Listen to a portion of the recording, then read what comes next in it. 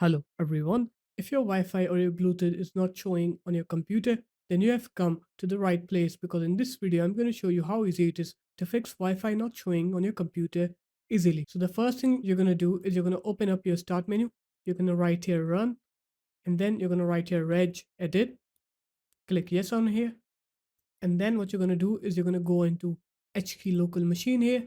Then you're going to go into system, and then you're going to go into current control set, and then you're going to go into services here, and then you're going to scroll down until you find DNS cache.